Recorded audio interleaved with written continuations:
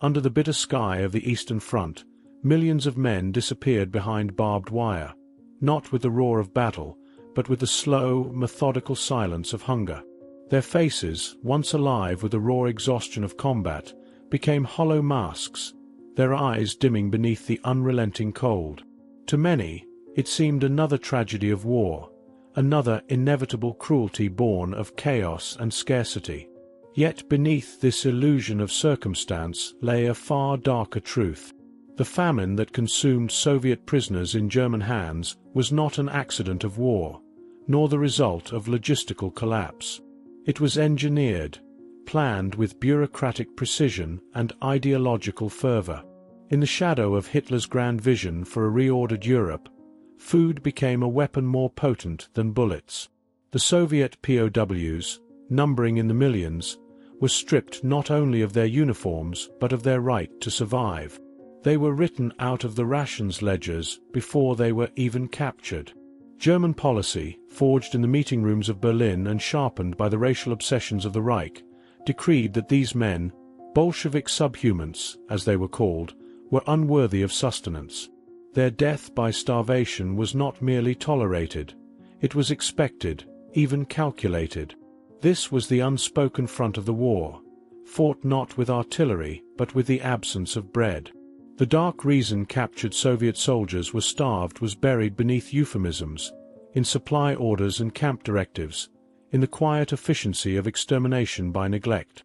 It was a cruelty that unfolded slowly, almost invisibly, beneath the banner of necessity, until the snow-covered fields of occupied Europe became a graveyard of the forgotten, where hunger itself had been turned into a policy. At dawn on June 22, 1941, the eastern sky over Europe burned with the thunder of guns as more than 3 million German soldiers surged across a frontier that stretched from the Baltic to the Black Sea. Operation Barbarossa, the largest invasion in human history, began with a violence so swift that within hours, entire Soviet border commands ceased to exist as coherent military structures. The Red Army, already disoriented by Stalin's purges of its officer corps and by the deliberate misinformation fed from above, met an enemy whose speed and coordination defied comprehension. Columns of panzers rolled across the western Soviet plains, cutting through disorganized lines of infantry who were often still waiting for clear orders. Communications broke down almost immediately, headquarters lost contact with field units, and divisions disappeared from maps as encirclement after encirclement closed behind them. In the first week alone, the German Army Group Center enveloped hundreds of thousands of Soviet troops near Białystok and Minsk. The cities, poorly prepared for defense, fell quickly, and by early July an estimated 300,000 Red Army soldiers had been captured in this first great pocket. Those who survived the fighting emerged from the forests and fields stunned and disarmed, herded westward under guard. It was the beginning of a pattern that would repeat with grim regularity through the summer and autumn of 1941. The German Blitzkrieg, designed to destroy the Red Army in vast operational sweeps, depended on rapid mobility and deep penetrations. The Soviet defense, rigid and centralized, collapsed under the pressure. Units cut off from retreat fought desperately for days before their ammunition and food ran out, and the survivors surrendered in masses unprecedented in modern warfare. As the Wehrmacht advanced toward Smolensk, the pattern became even clearer. The German High Command believed that the Soviet Union would crumble under the first sustained blow, and the early victories seemed to confirm that assumption. At Smolensk in July and August 1941, another 300,000 Soviet troops were trapped in a vast cauldron east of the Dnieper River. The Luftwaffe dominated the skies, preventing any organized escape, while German mechanized divisions closed the encirclement from the north and south. By the time resistance ended, the Red Army had lost not only men but also irreplaceable material, tanks, artillery, and vehicles that had been hastily deployed and quickly abandoned. The German press celebrated the victories as proof of Nazi superiority, while behind the lines, columns of prisoners stretched for miles, stumbling along dusty roads under a blazing summer sun. These prisoners were not a coherent army but a shattered mass of humanity. Conscripts, reservists, officers, and political commissars mingled together. Many were barefoot, having marched out of encirclement with little more than their uniforms. Few had eaten for days. The German field units, whose primary focus remained the forward offensive, had neither the capacity nor the inclination to feed or shelter such multitudes. Improvised pens and open meadows became temporary collection points. Captives were counted, stripped of weapons and personal belongings, and sent westward under minimal supervision. The logistics of handling so many men had not been planned for, because the German leadership had not considered their survival to be a priority. By late summer, German intelligence estimated that nearly 2 million Soviet soldiers had already fallen into captivity. Yet the offensive showed no sign of slowing. In September, the Wehrmacht launched its southern drive toward Kiev, where one of the largest encirclements in military history unfolded. Army Group South, aided by armored formations detached from Army Group Center, closed the trap around the Ukrainian capital. The Soviet Southwestern Front, attempting to hold the line on Stalin's direct orders, was surrounded. When the battle ended, over 600,000 men were taken prisoner. The sheer scale defied even the most seasoned observers.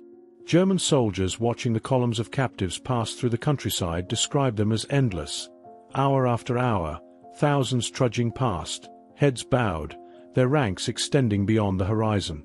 The German military administration found itself overwhelmed. The war in the East had been conceived as a campaign of annihilation, but its logistical systems were designed for short, decisive operations, not for the maintenance of millions of captives deep inside a devastated land.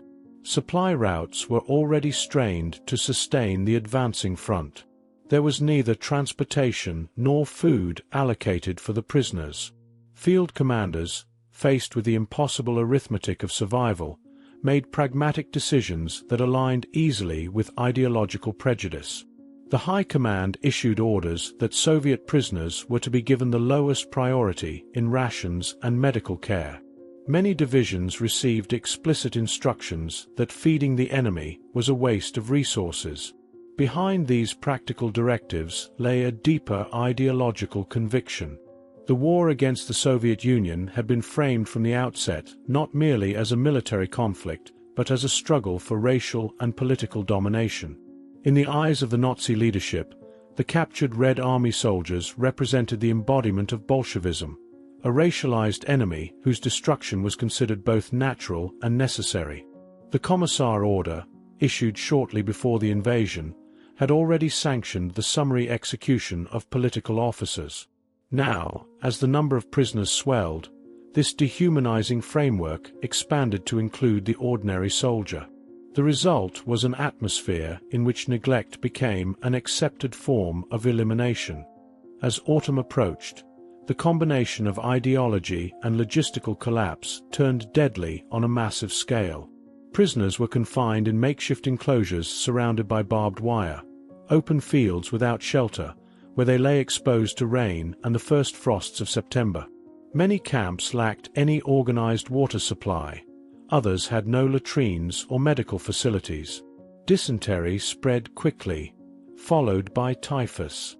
Guards, often drawn from frontline units untrained for prisoner management, used violence indiscriminately to maintain order. Rations, when they arrived at all, consisted of a few ounces of bread or a ladle of thin soup made from unpeeled potatoes. The mortality rate began to climb even before winter set in. Within the German command, reports of the conditions circulated with bureaucratic detachment. Some officers expressed concern that disease might spread to nearby troops, or that the spectacle of dying prisoners was affecting local civilian populations. But higher authorities, including the Army's Quartermaster General, responded by emphasizing that feeding the Soviet prisoners was economically unsustainable and politically undesirable. The Wehrmacht's logistical offices began to formalize starvation as policy through the so-called Hunger Plan, which allocated available food resources primarily to the German army and the occupied population deemed racially acceptable. Soviet POWs, along with the inhabitants of occupied Soviet territories, were explicitly listed as expendable. Even before winter, the consequences were catastrophic. By November 1941, according to German army records, more than 2 million Soviet prisoners were in captivity. Of these, over 1 million were already dead or dying from exhaustion, exposure, or deliberate starvation. Columns that had once numbered thousands dwindled into hundreds as men collapsed along the routes westward. Bodies were left unburied by the roadside, frozen in the early snow. Those who reached the permanent camps in occupied Poland or Germany entered environments where survival rates remained marginally higher but still grim. The transformation of these men from soldiers to victims was completed not in a single decision, but through a sequence of administrative choices that reflected the collision between ideology and reality. German commanders could justify neglect as necessity. The railways were overburdened, supplies insufficient, and the campaign expected to end within months. Yet the underlying assumption that Soviet prisoners were not entitled to the same treatment as other captives ensured that starvation would remain both a practical and ideological tool. The scale of the captures had created a humanitarian crisis that the German state neither intended nor desired to solve. By the end of 1941, the Red Army's initial catastrophe had consumed millions of lives and reshaped the war itself. Entire Soviet fronts had ceased to exist, and the Wehrmacht had advanced to the gates of Moscow. Yet the apparent triumph concealed a moral and strategic failure. The German army's inability to feed its prisoners was not simply a matter of insufficient planning. It was a reflection of the regime's broader vision for the East, a land to be conquered, depopulated, and reordered according to racial doctrine. The starving men behind the wire became both symbols and instruments of that vision. Their capture, counted in the millions, overwhelmed every structure meant to contain them, erasing the distinction between military necessity and ideological extermination. The fall of the Red Army in 1941 thus marked not only the collapse of a military front, but the opening act of a policy that would transform hunger into a weapon and captivity into a sentence of death. When the German armies crossed into the Soviet Union, they did so carrying more than weapons and supplies. They carried a worldview. That worldview, cultivated through years of propaganda and ideological conditioning, defined entire populations not as human adversaries but as biological threats. In Adolf Hitler's vision, as set out in Mein Kampf and reinforced through countless speeches, pamphlets, and films, the Slavic peoples of Eastern Europe were destined for subjugation. The Soviet Union was not merely an enemy state, but the geographic heart of what Nazi doctrine described as a racial inferiority intertwined with political depravity. Communism, in this framework, was not a social system but a racial disease, the political manifestation of Jewish Bolshevik corruption infecting the Slavic body. Thus, the campaign in the East was conceived from the beginning as a war of racial purification and territorial conquest, not simply of strategy or defense. The ideological premises were deeply embedded within the German military and civil administration long before the first Soviet prisoners were taken. Years of indoctrination through the Nazi press, radio, and film had familiarized the German public and the Wehrmacht rank and file with the idea that Slavs were primitive and expendable. Posters depicted them as bestial, physically distorted caricatures, often paired with images of Jewish commissars or Soviet symbols, linking race and ideology as a single target. Officers' training courses included political lectures that framed the invasion as a historical necessity, a struggle of civilization against barbarism. Soldiers marching eastward were reminded that they were not merely fighting an army, but cleansing Europe of a racial political contagion. This language of dehumanization had immediate, tangible consequences. When the first columns of Soviet prisoners began arriving at makeshift collection points in the summer of 1941, they were not treated as soldiers protected by the Geneva Convention, but as a conquered species. Official directives from the High Command reflected this distinction. The Commissar Order of June 1941 explicitly stated that political officers were to be executed on capture, a policy rooted in the assumption that such men were not legitimate combatants but ideological functionaries of a criminal regime. Beyond these formal executions, however, the general treatment of prisoners derived from a broader moral framework in which starvation and neglect were seen not as cruelty but as the natural outcome of a racial hierarchy. The conceptual groundwork for this policy came from within the upper echelons of the Nazi state. The architects of the invasion, including Heinrich Himmler, Hermann Göring, and Alfred Rosenberg, regarded the conquest of the Soviet Union as the foundation for a new racial empire. Central to this vision was the Hunger Plan, designed by officials in the economic and agricultural ministries. It envisioned the systematic diversion of food from the occupied Eastern territories to Germany and the Wehrmacht, leaving the local populations and Soviet prisoners to starve. The plan rested on the belief that the German race had an inherent right to the land's resources, while the inferior inhabitants were surplus population whose deaths were economically acceptable, even desirable. In bureaucratic memoranda, this logic was expressed with chilling efficiency. Feeding the enemy was equated with diminishing the Reich's strength, and allowing them to perish was framed as a pragmatic solution to scarcity. Within this ideological structure, hunger itself became both weapon and proof. To starve the Soviet prisoner was to demonstrate the correctness of racial doctrine. Their physical decline was cited as evidence of weakness, their inability to endure deprivation as confirmation of inferiority. German officers reported with detachment that the Asiatic prisoners could not withstand cold or malnutrition as the European soldier could, ignoring the deliberate deprivation that produced such outcomes. The suffering they observed was reinterpreted as nature's validation of Nazi belief. This circular reasoning insulated the perpetrators from moral doubt. What they saw confirmed what they already believed, and what they believed justified what they did. The propaganda that reached the German home front reinforced this same logic. Newsreels and articles portrayed Soviet captives as filthy, diseased, and morally corrupted, beings who threatened civilization simply by existing.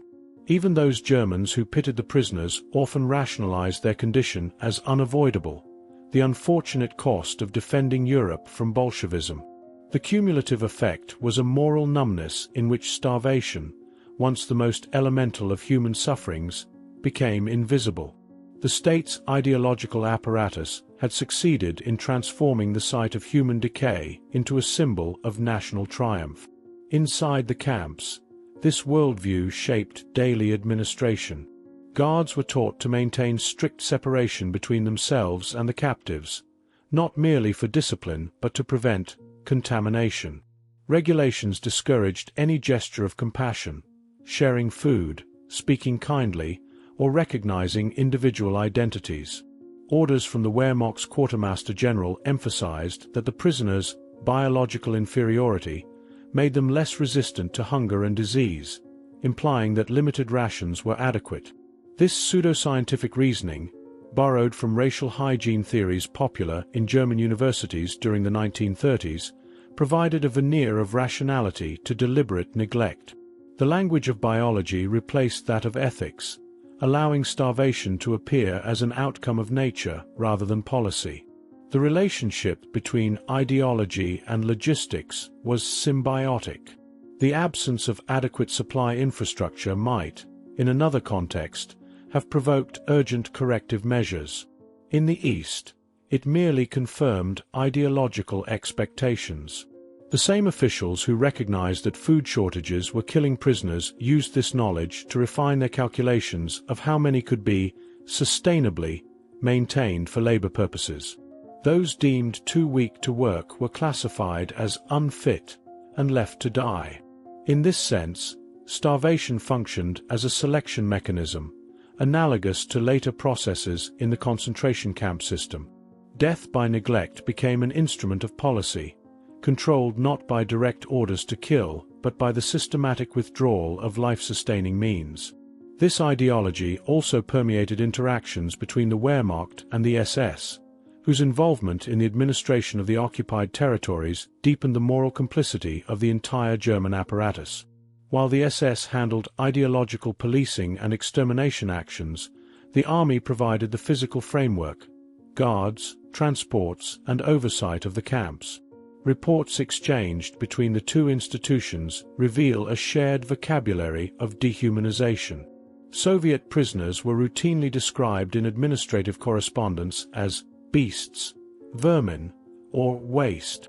Even when officers complained about the chaos and disease spreading in the camps, their concern was logistical, not humanitarian. The language of efficiency replaced that of morality, turning genocide into an administrative problem. Underlying all of this was a specific interpretation of history that the Nazi regime had cultivated to justify its actions. According to this narrative, Germany's past defeats, particularly the failure of 1918 and the supposed stab in the back, were attributed to racial weakness and political softness. The new war was therefore imagined as an opportunity to reverse both. In Hitler's mind, the conquest of the Soviet Union was not only strategic but metaphysical. It would cleanse the German race of its former weakness through conquest and domination. The starvation of millions was not an unintended consequence, but the practical expression of this cleansing, a process through which the strong proved their right to exist by consuming the resources of the weak. The resulting system was one in which ideology and necessity merged so completely that distinguishing between them became meaningless. When German officials wrote that prisoners must feed themselves from the land, they were articulating both a logistical impossibility and an ideological imperative. The land, stripped of harvest and ravaged by war, could not sustain them. Their deaths, therefore, were foreordained by the very logic of conquest. To question this logic was to question the foundations of the war itself.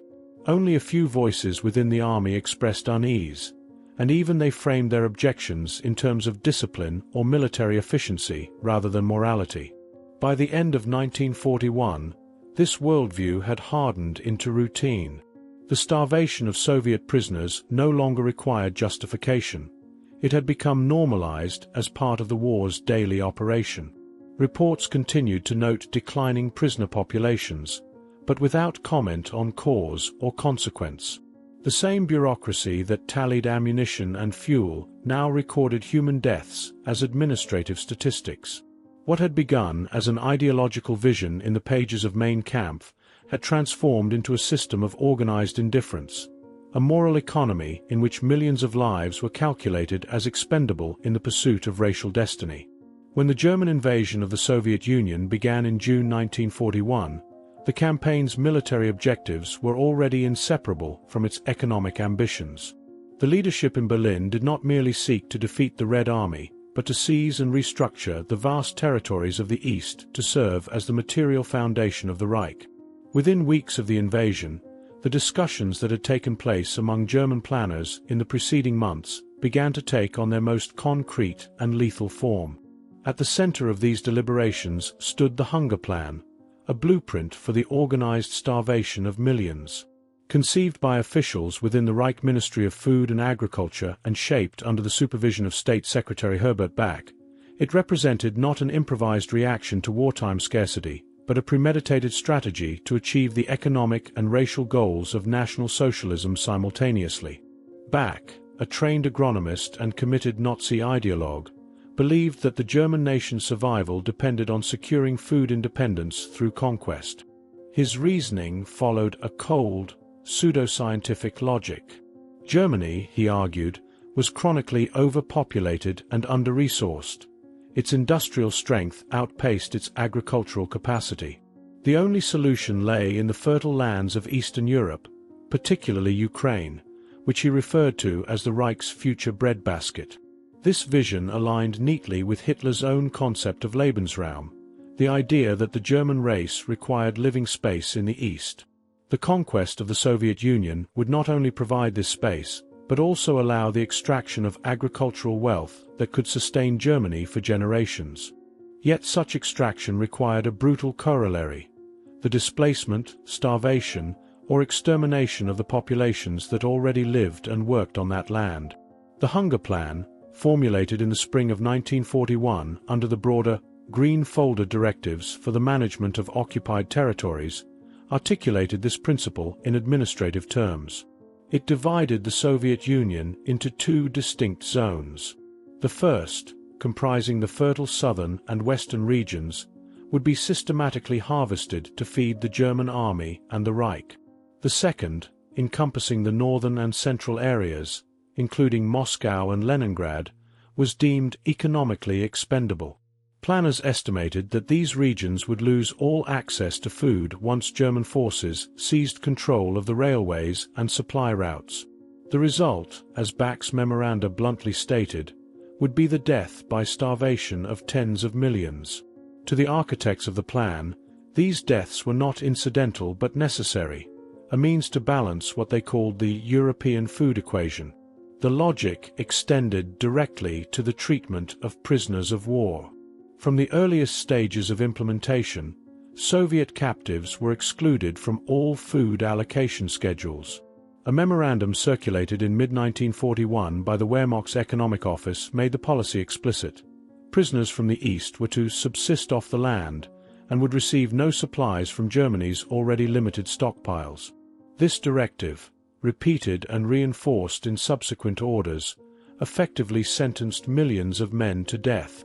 Feeding them would have contradicted the plan's fundamental purpose, the redirection of every possible calorie toward the German population and army. In the eyes of the planners, Soviet POWs were not part of the food economy. They were an obstacle to it. The mechanism of this starvation strategy was bureaucratic in appearance, but genocidal in effect. Agricultural officers attached to army groups followed precise guidelines for the seizure and redistribution of grain, livestock, and other foodstuffs. The Wehrmacht requisitioned harvests directly from collective farms, leaving local populations without reserves. Special Economic Command units, known as Wirtschaftsstab, coordinated with civilian ministries to ensure that shipments of grain flowed westward to Germany and occupied Europe.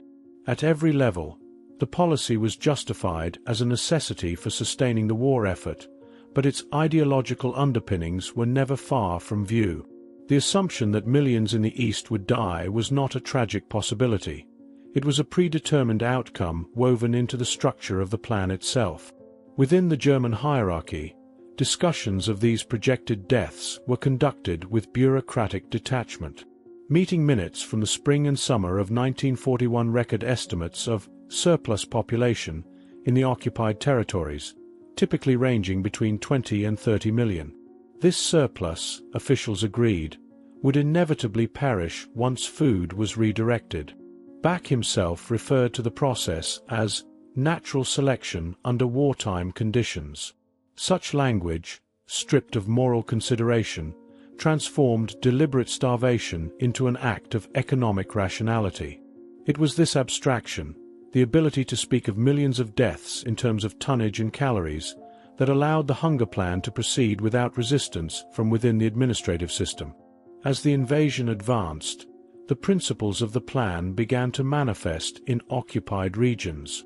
In Ukraine, German authorities imposed strict grain collection quotas, often exceeding local production capacity. In Belarus and Western Russia, entire villages were left without food after army foraging units stripped them bare. The consequences were immediate. By autumn 1941, reports from field officers described widespread famine among civilians, particularly children and the elderly. Yet these reports were not seen as warnings, but as confirmations that the plan was functioning as intended. The same documents frequently contained notes praising the efficiency of food transfers to the Reich, which reached record levels even as the occupied population starved. The hunger plan's logic was not confined to food policy. It was integrated into the broader structure of Nazi economic exploitation. The 4-year plan under Hermann Göring, which coordinated Germany's war economy, depended on the systematic plunder of the East for both raw materials and labor. Starvation served a dual function within this system. It eliminated those deemed useless while preserving those whose labor could be extracted. In practice, this meant that stronger prisoners or civilians were sometimes fed just enough to perform forced labor in agriculture, construction, or munitions production, while the rest were left to die. In the camps, this differentiation became routine. guards and administrators referred to laborers as working stock, applying the same terminology used for livestock management. The language of economics had fully merged with the mechanics of extermination. The overlap between the hunger plan and the Holocaust was neither incidental nor peripheral. Both emerged from the same ideological conviction that entire populations could be reduced to variables in a racial calculus. As the starvation policies ravaged the Soviet territories, the SS and civilian occupation authorities increasingly coordinated their actions. In many areas, the removal of food from Jewish ghettos and the deprivation of Soviet POWs occurred simultaneously and through shared logistical channels. The SS viewed the mass hunger among Slavs as a proving ground for techniques of control that would later be refined in the extermination camps. Conversely, the economic offices of the Wehrmacht and the Ministry of Food treated the elimination of useless eaters, a phrase used interchangeably for Jews, prisoners, and non-working civilians, as a necessary adjustment to the food balance. The boundary between military policy and genocide dissolved entirely. By the winter of 1941–42, the results were catastrophic beyond even the original projections. Starvation swept through both the occupied countryside and the prisoner of war camps. In cities such as Kiev, Smolensk, and Kharkov, thousands collapsed daily in the streets. German economic reports acknowledged the decline in local population, but continued to describe the policy as successful in stabilizing food deliveries to Germany. Bach's ministry circulated memoranda celebrating the Reich's improved grain reserves as proof of administrative competence. Nowhere in these documents did the authors confront the moral dimensions of their success. The deaths were invisible within the economic metrics. They existed only as negative numbers balancing a ledger. The army, meanwhile, found its own justifications. Field commanders argued that the elimination of hungry civilians reduced the risk of partisan activity and lightened supply burdens. When confronted with evidence of mass mortality, they framed it as a tragic but inevitable consequence of war. Yet internal correspondence between military and civilian authorities reveals that starvation was also viewed as a weapon of pacification. Depriving entire regions of food forced the population into submission and facilitated German control. Villages that resisted requisition were simply starved into compliance, their inhabitants barred from access to grain stores or punished collectively. Hunger thus became both instrument and indicator of domination. At the higher levels of government, the hunger plan evolved in tandem with the radicalization of Nazi policy toward total extermination. As 1942 progressed, the logic that had governed food distribution in the East was mirrored in the planning of the final solution. Both systems relied on the same infrastructure: railways, administrative offices, and categories of human disposability. The extermination of the Jews was often justified using the same economic rhetoric that had underpinned the starvation of Soviet prisoners. By removing non-productive elements, Germany could secure sustenance for its future. In this sense, the hunger plan served as both precedent and model for the machinery of genocide. It demonstrated that killing could be accomplished not only through bullets and gas, but through deliberate deprivation managed from behind desks. When the German advance stalled in late 1942 and the tide of war began to turn, the ideological fervor that had sustained the plan did not abate. Even as food shortages spread back into Germany, the hierarchy of value remained intact. Prisoners of war continued to receive minimal or no rations, and the civilian population of the occupied territories was left to fend for itself. The same logic that had justified the starvation of millions persisted, that the survival of the German people outweighed all other moral or human considerations. Bach himself, writing in 1943, defended his policies as historically necessary acts of self-preservation. By the time the Red Army began reclaiming the occupied regions, the landscapes bore silent testimony to the consequences of the hunger plan. Entire villages had vanished, their inhabitants buried in shallow graves or consumed by famine. The skeletal remains of prisoners lay along railway lines where food shipments had once passed westward. What began as a strategy of resource extraction had evolved into one of the greatest acts of mass murder in history, executed not through chaos but through calculation. The plan's true horror lay not only in its scale but in its method, the transformation of starvation into a deliberate instrument of governance, justified by the language of necessity and carried out with administrative precision. The vast majority of Soviet prisoners captured during the summer and autumn of 1941 were confined in camps that were hastily constructed, improvised, and entirely inadequate to meet even the most minimal standards of human survival. Open fields surrounded by barbed wire, often without any form of shelter, served as the initial holding areas for tens of thousands of men. These enclosures, frequently referred to in German records as Dulags or Stammlager, were little more than fenced-off expanses of dirt and mud, with no protection against the elements. In some cases, prisoners were forced to sleep on the bare ground, exposed to intense summer heat, torrential rain, and the bitter onset of autumn frosts.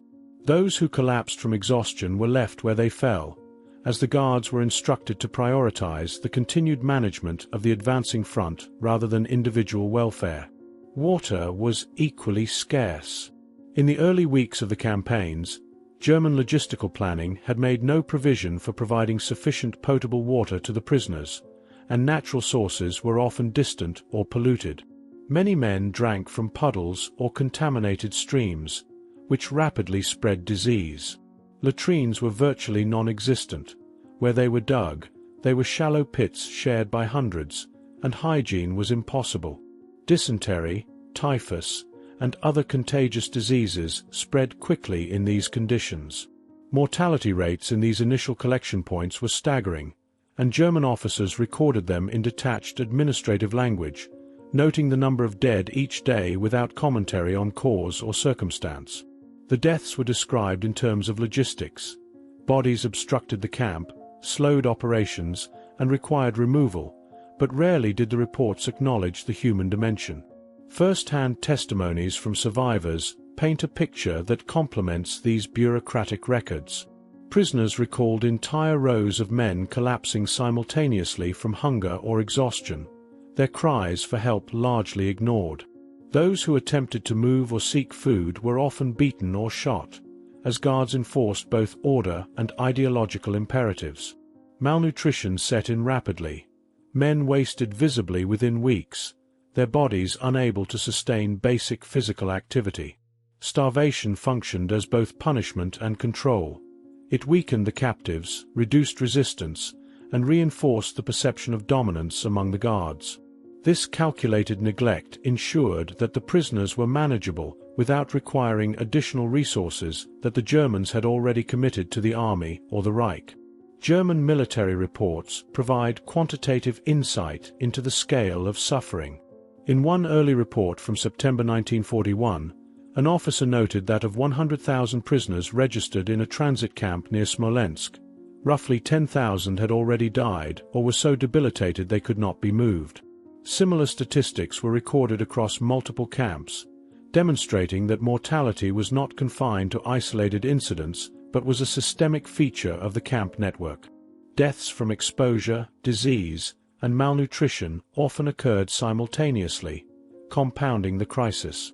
The cold autumn winds swept across these open fields, chilling men whose bodies had already been weakened by weeks without adequate food or clean water.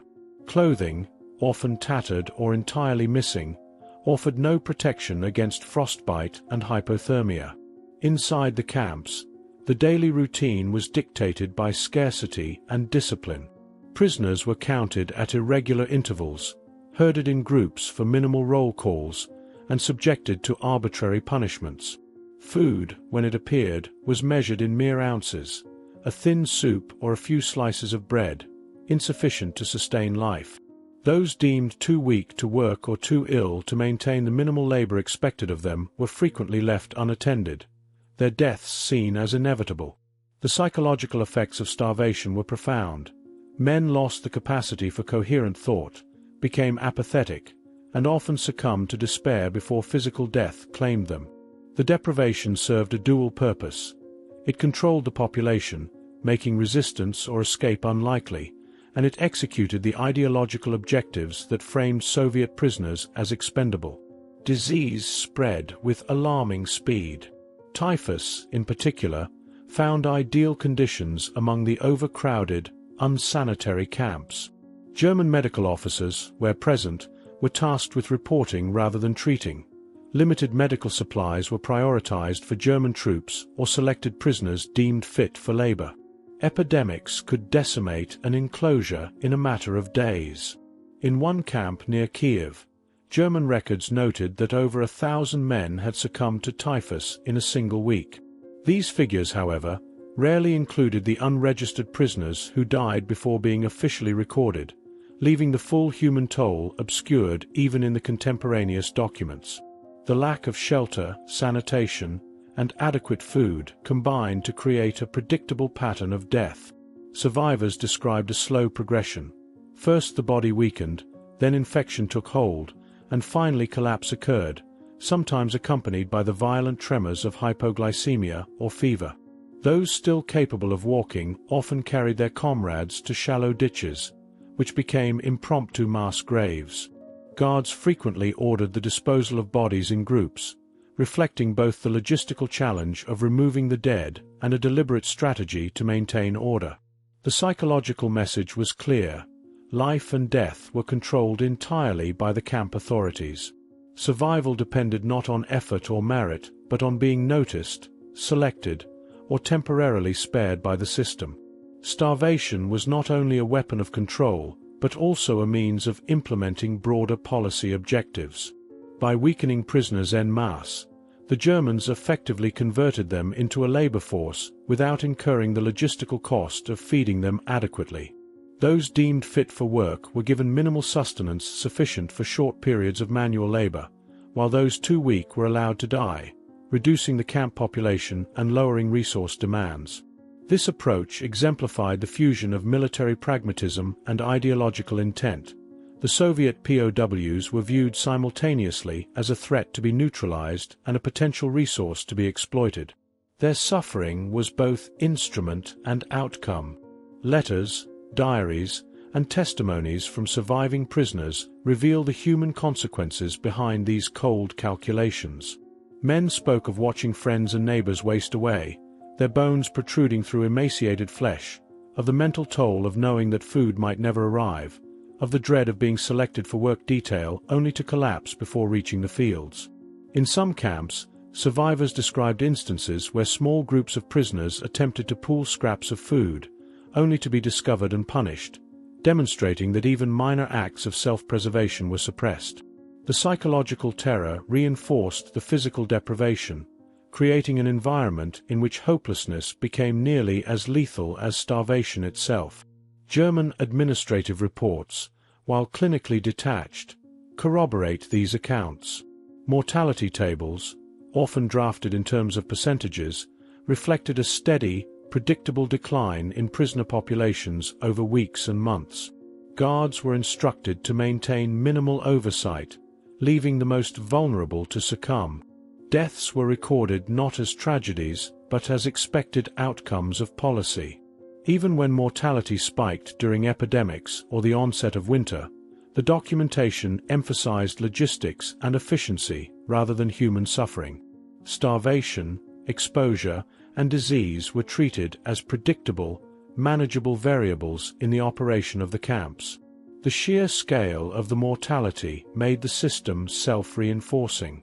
As more prisoners died, the remaining men became easier to control. Crowds thinned, reducing the likelihood of resistance, escape, or disorder.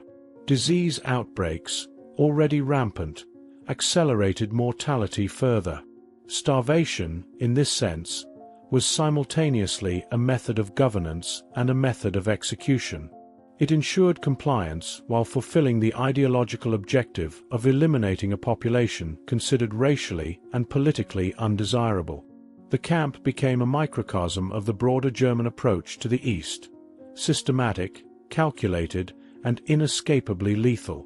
By the end of 1941, the pattern was unmistakable. Prisoners arriving in newly established camps found themselves subjected to the same conditions as those in the first enclosures: open fields, exposure to the elements, minimal or no food, no sanitation, and the constant threat of disease. Death was omnipresent, yet administrative reports continued to treat it as routine. Within the camp network, mortality rates remained extremely high, particularly among older men, the sick, and the weak. Survivors often noted that the distinction between those who lived and those who died seemed arbitrary, dictated by the timing of supply deliveries, the whims of guards, or sheer chance. The environment itself, engineered by human design, imposed its authority over life and death. Starvation also shaped the social dynamics among prisoners. Men who might otherwise have organized, resisted, or maintained morale found themselves incapacitated, physically and mentally. Traditional hierarchies collapsed as hunger and disease eroded the capacity for leadership. Those with marginally better health often hoarded scraps, while weaker men perished unnoticed. In this way, the deprivation reinforced German control indirectly. It destroyed the internal cohesion of the prisoner population, making them more compliant and less capable of collective action. Hunger thus functioned as both a direct weapon and a mechanism of systemic domination, ensuring that control could be maintained without expending further resources. Even in the rare instances where external relief was considered, it was minimal and calculated. International organizations such as the Red Cross were often denied access or allowed only limited, tightly controlled deliveries. German authorities argued that supplying prisoners risked both logistics and ideology. It might save lives but undermined the premise that Soviet soldiers were expendable and that survival depended on German discretion. Every calculation reinforced the central tenet of policy. Starvation was deliberate, methodical, and integral to the management of the camps. The ultimate consequence of these conditions was the transformation of the camps into spaces of predictable death. The combination of exposure, disease, and malnutrition created a self-perpetuating cycle. Weakened men succumbed quickly, corpses were removed or left in ditches, and the remaining population continued to dwindle. Starvation had ceased to be merely a consequence of war or poor planning. It had become a systemized instrument of domination and elimination, executed with administrative precision and ideological justification. The camps of dust and death were, in every sense, the physical embodiment of policy, where human life was subordinated entirely to strategy and doctrine. From the earliest stages of the invasion of the Soviet Union, the machinery of the German state functioned with remarkable coordination to transform ideology into policy and policy into lethal practice. Starvation was not merely a consequence of logistical challenges.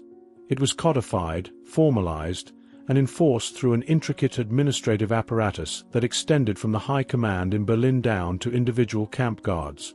Wehrmacht orders, issued in the summer of 1941 and repeated in subsequent months, explicitly delineated that Soviet prisoners of war were to be given the lowest priority in any food distribution schemes. These directives, framed in the language of operational necessity, rendered hunger an official instrument of control. The withholding of rations was no longer an ad hoc measure but a matter of military and bureaucratic protocol. Quartermasters, responsible for the allocation of supplies along the front, played a central role in this system. Charged with maintaining the flow of food, equipment, and transport, they were acutely aware of the enormous number of prisoners moving westward from encirclement battles in Minsk, Smolensk, and Kiev.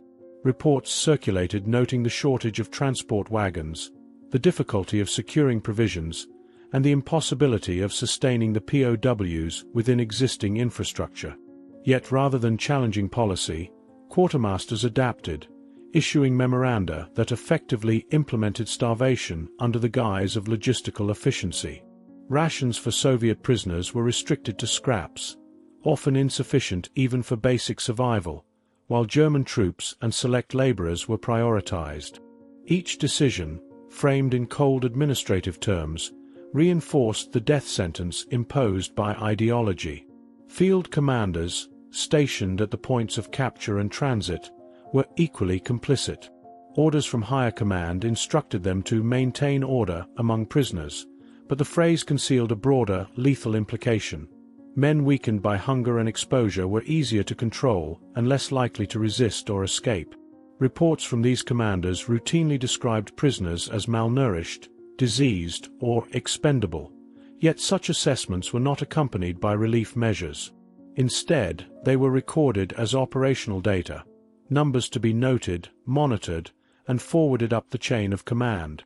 The bureaucratic language stripped individual suffering of context, transforming human death into statistics and administrative entries. The process of codifying starvation relied heavily on documentation. Officers at various levels maintained meticulous logs of prisoner numbers, rations distributed, and mortality rates. In some cases, camp commandants submitted daily or weekly reports detailing deaths from malnutrition, exposure, and disease. These figures, detached from the human reality behind them, were circulated in Berlin as routine operational data. The tone of the reports was clinical. Deaths were recorded alongside shortages of fuel, ammunition, and forage, as though each loss of life were merely another variable in the management of resources. By framing starvation in numerical terms, the bureaucracy effectively normalized mass death, allowing senior officials to monitor the efficiency of their operations without confronting the moral implications. The administrative chain of command further institutionalized neglect through a system of layered responsibility. High-level directives from the Wehrmacht's General Staff emphasized that prisoners of war from the East were not to be prioritized in supply allocations. These orders were reinforced by regional quartermasters and field officers, who interpreted them with extreme literalness, ensuring that rations were minimal and often delayed. Supply officers issued lists specifying the caloric limits for Soviet POWs, frequently citing logistical constraints as justification. At the same time, reporting forms required them to note the number of deaths, hospitalizations, and incapacitated men. The simultaneous recording of starvation and rationing cemented the process as both routine and intentional. In many cases, the bureaucratic system functioned as a shield for moral responsibility.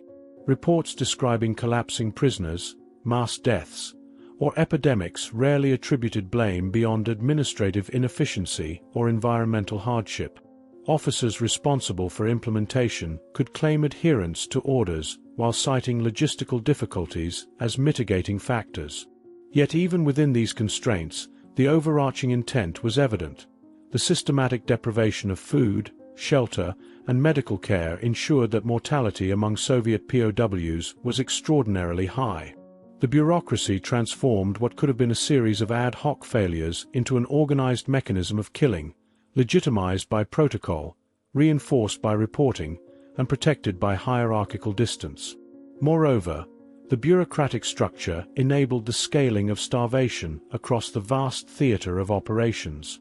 Individual camp commanders, acting on standard forms and directives, applied the same rules across multiple regions, ensuring uniformity of neglect.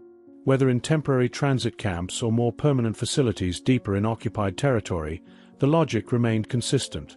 The weakest and most vulnerable were denied sustenance, disease was left unchecked, and death became an expected and accepted outcome. Statistical reports allowed commanders and officials to measure the success of this system, reinforcing the ideology that underpinned it. The reduction of prisoners through starvation was framed as an operational necessity, ensuring that resources could be allocated efficiently to the German army and selected laborers. The bureaucratic enforcement of starvation also extended to medical oversight. German army doctors were often instructed to prioritize treatment for German soldiers while limiting intervention for Soviet prisoners. Medical reports recorded the prevalence of malnutrition-related illnesses, epidemics, and mortality, yet little action was taken to ameliorate conditions. In some instances, doctors explicitly recommended that weakened or ill prisoners not be treated beyond minimal intervention, framing these recommendations in terms of efficiency or risk management. The language of medicine, stripped of humanitarian intent, was co-opted to reinforce administrative policy. The survival of prisoners was subordinated to operational and ideological objectives. Evidence from surviving documents illustrates the pervasiveness of this system. Orders specifying caloric limits, supply schedules, and movement of prisoners demonstrate a deliberate coordination between army headquarters, quartermasters, and camp commandants. Mortality rates were tracked and reported with precision. One record notes that in a single transit camp near Smolensk, 12,000 men perished within weeks due to combined effects of hunger, disease, and exposure. Each death was filed, logged, and forwarded to higher authorities, reinforcing the perception of management rather than tragedy. By embedding mortality into the bureaucratic apparatus, the Wehrmacht converted starvation into a policy that was measurable, monitored, and defensible. This bureaucratic coldness also served to obscure personal accountability. Field commanders could claim adherence to orders, quartermasters could cite logistical limits, and reporting officers could frame statistics in operational language. No single individual needed to confront the moral consequences of mass starvation. The chain of command distributed responsibility across multiple levels. Yet the cumulative effect was unmistakable. A deliberate and systematic policy of neglect designed to ensure that millions of Soviet prisoners would suffer and die. The efficiency of the bureaucracy became the efficiency of death, each form, order, and report reinforcing the intended outcome. Even where minor deviations occurred, such as occasional distribution of extra food by sympathetic officers, they were exceptions rather than the rule and could not meaningfully alter the overall pattern. The institutional framework guaranteed that neglect remained systematic. Death by starvation was not incidental but the direct product of orders, protocols, and administrative rigor. It illustrates how a modern bureaucracy, when combined with ideological intent, can produce large-scale human destruction with procedural detachment. In the case of the Soviet POWs, hunger was codified into policy, embedded in administrative practices, and executed with meticulous precision, leaving a record of human suffering calculated in tables, forms, and reports. By the end of 1941, the framework of bureaucratic murder was firmly established. Mortality among Soviet prisoners had become routine, predictable, and entirely anticipated. Every camp, transport column, and transit point operated under the same chain of command, adhering to the same protocols, applying the same logic. Orders restricting rations, guidelines for handling the sick and weak, and reporting forms tracking deaths collectively transformed starvation from a situational consequence of war into an official instrument of policy. The administrative machinery had not only sanctioned death but had optimized it, turning paperwork into an extension of ideology and turning discipline into a tool of execution. Accounts from ordinary Wehrmacht soldiers provide a crucial window into the human reality of the starvation of Soviet prisoners, revealing a spectrum of reactions that ranged from horror to indifference.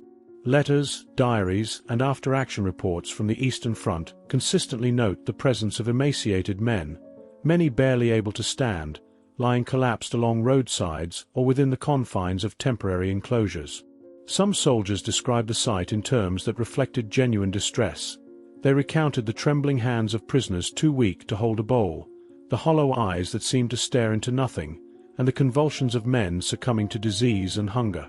In personal correspondence home, phrases such as, "They are dying by the thousands before our eyes," or, "I cannot bear to look at them, yet we are told not to interfere," appear repeatedly, indicating that at least some members of the Wehrmacht experienced acute moral discomfort. These testimonies, however, existed alongside a normalization of the suffering.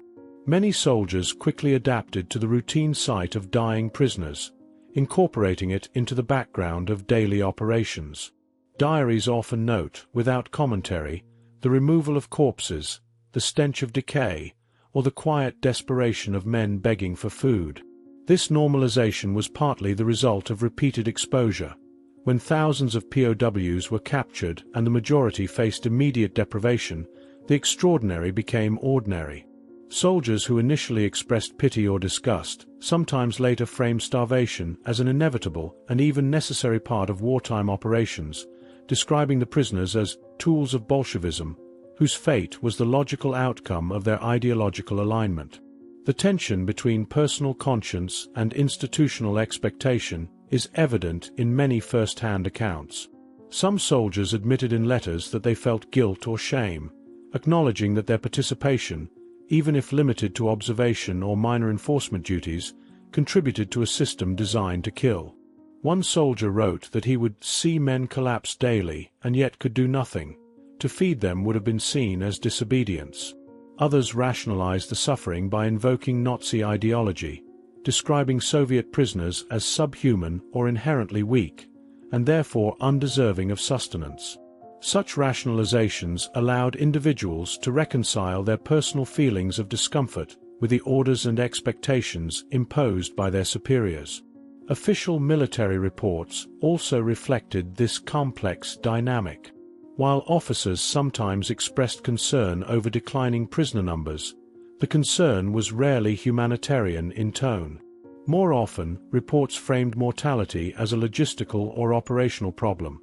Bodies obstructed camps, disease threatened healthy captives, and low strength among prisoners complicated labor deployment.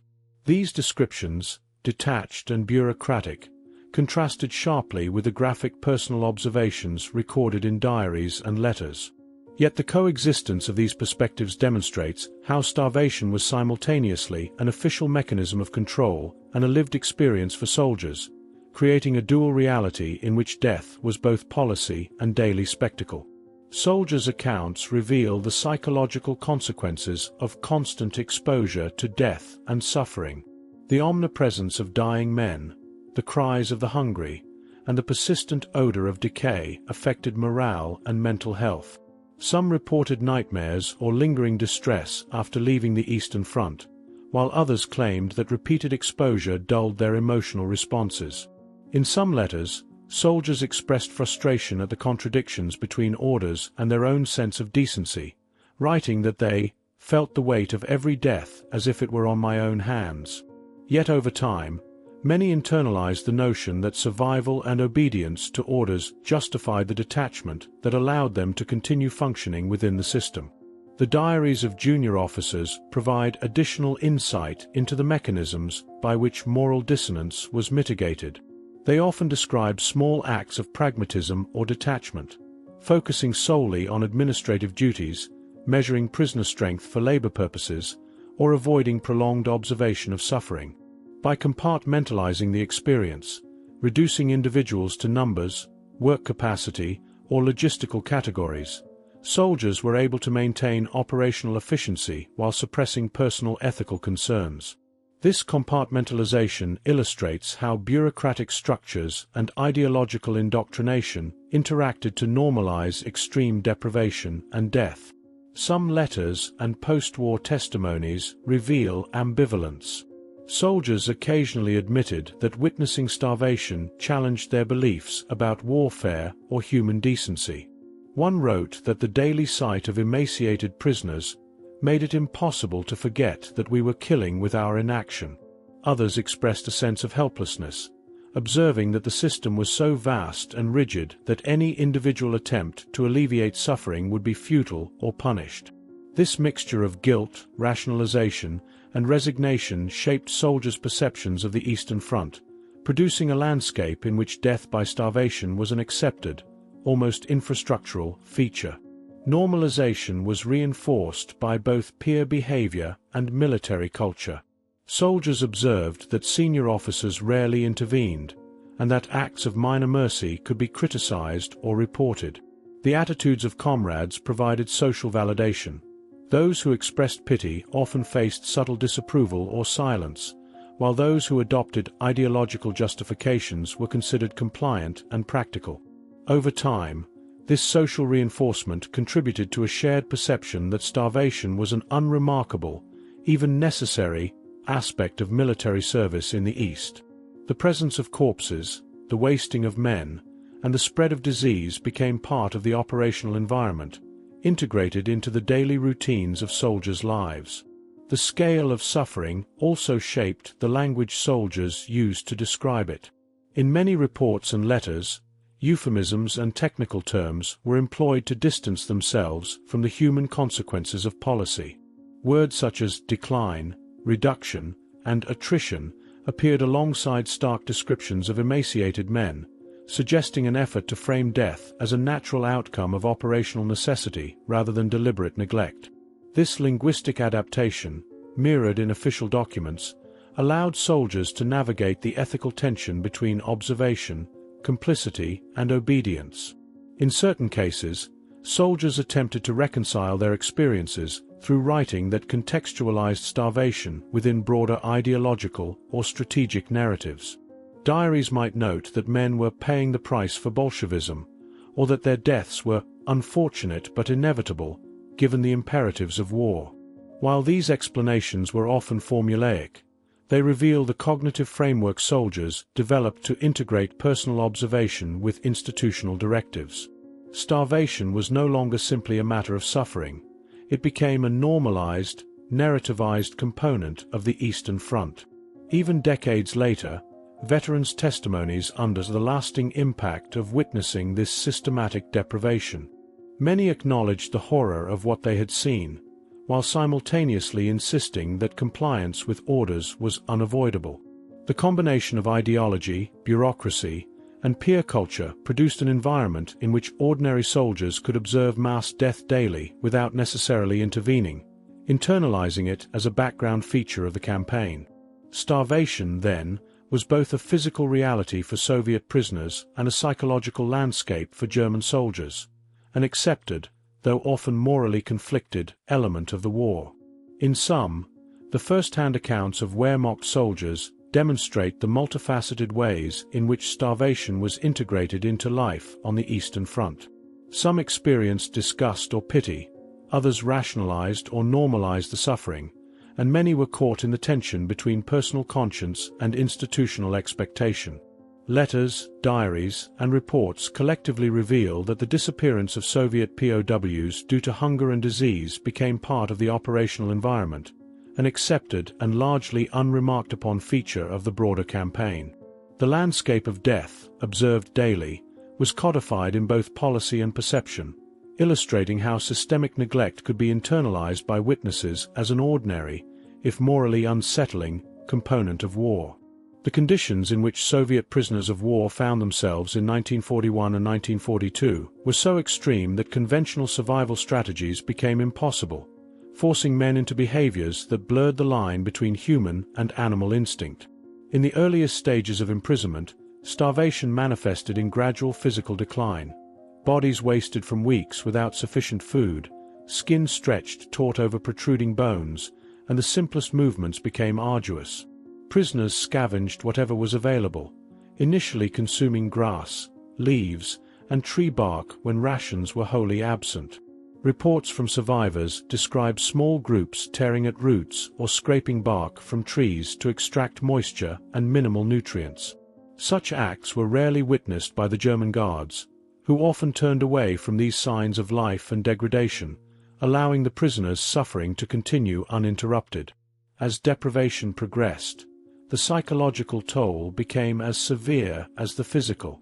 Diaries and post-war testimonies indicate that men began to exhibit behaviors consistent with extreme stress and cognitive regression.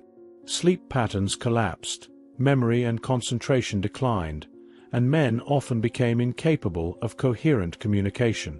The hunger that had begun as a physical condition evolved into a dominant psychological force, dictating action and thought. One survivor recounted a scene in which a group of men, driven by an insatiable need for sustenance, fought over a single scrap of bread, tearing at each other with desperation that would have been unthinkable weeks earlier. The dehumanization inflicted by the captors, the refusal to provide shelter, water, medical care, or adequate food, accelerated the collapse of social norms within the prisoner population, leaving survival as the only guiding principle. Testimonies document how this extremity ultimately manifested in cannibalism in some camps and transient holding areas. Men reported consuming the bodies of those who had already perished from starvation or disease. This was not an impulsive or isolated act but a measure of last resort, undertaken in circumstances where all other sources of nutrition had been exhausted. Survivors frequently emphasized the psychological anguish associated with such acts, describing them as a profound violation of social and personal norms, yet simultaneously necessary for survival. The act of consuming a fallen comrade was both an expression of desperation and a tragic testament to the systematic failure imposed by the German administrative and logistical machinery. The progression from eating inedible plant matter to cannibalism illustrates a collapse of human civilization within the confines of the camps. Grass and bark, though marginally nutritious, were insufficient to sustain life for extended periods, leaving men to confront their own physiological limits. Eyewitness accounts describe the stages of hunger with meticulous detail. First, extreme weakness and lethargy. Then, hallucinations and confusion. And finally, the ultimate desperation that drove some to consume the dead. In one testimony, a prisoner recalled crouching beside a frost-bitten corpse for warmth and, when hunger became unbearable, using the flesh to stave off death. Such accounts, while horrifying, demonstrate the direct link between enforced deprivation and behavioral extremes, revealing how starvation operated as a mechanism of control that stripped men of both agency and dignity. The contrast between the prisoners' regression and the ideological framework imposed by their captors is striking. Nazi policies had already classified these men as subhuman, a designation that justified their exclusion from food, medical care, and humane treatment. This systematic dehumanization rendered the prisoners' survival efforts both physically and morally impossible within the imposed constraints. Whereas the German command viewed death from starvation as an acceptable, even desirable outcome, the prisoners experienced it as a daily, active struggle for existence. Survivor reports emphasize that men were aware of the symbolic dimension of their suffering. They were reduced to the status the Nazis had prescribed, forced to act upon the most primal instincts to sustain themselves in conditions intentionally designed to prevent survival. Multiple testimonies highlight the communal aspect of desperation.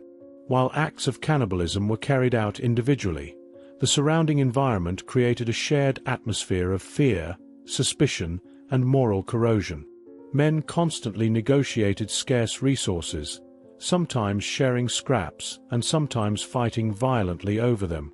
The extreme deprivation induced psychological fragmentation. Social bonds were eroded, trust diminished, and men became increasingly isolated within their own struggle for life. Letters smuggled from some camps, later recovered, describe the internal conflict between maintaining a sense of humanity and the overpowering biological imperatives imposed by starvation. The narrative that emerges is one of systematic psychological as well as physical disintegration, orchestrated by the conditions of captivity. Disease and exposure compounded the effects of starvation, producing a lethal synergy. Typhus, dysentery, and frostbite weakened prisoners further, often accelerating the descent into acts of extreme desperation. German records occasionally noted mortality spikes in connection with outbreaks, but the descriptions were statistical and impersonal, emphasizing numbers over human suffering. In survivor testimonies, however, these same outbreaks are remembered as catalysts that accelerated behavioral collapse, leaving men with few choices beyond the most radical forms of survival. The interplay of disease, environmental exposure, and enforced hunger created conditions in which the human organism and social structure simultaneously deteriorated. The deliberate withholding of basic sustenance, central to both the hunger plan and POW camp regulations, ensured that these extreme behaviors were widespread rather than anomalous.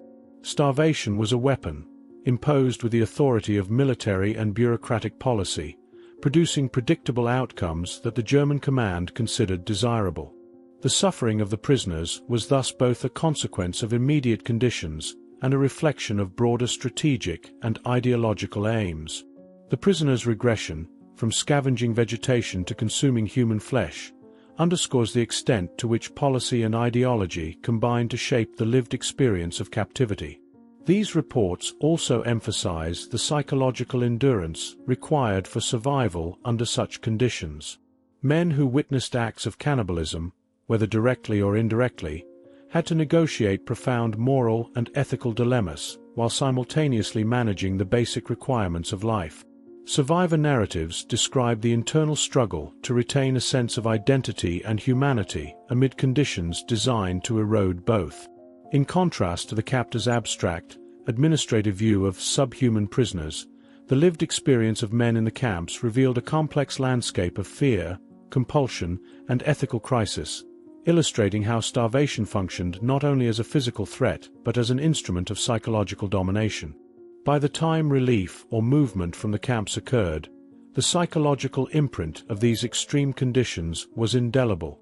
Survivors frequently reported long-term trauma, including persistent nightmares, anxiety, and guilt, reflecting the profound impact of prolonged exposure to death, starvation, and cannibalism.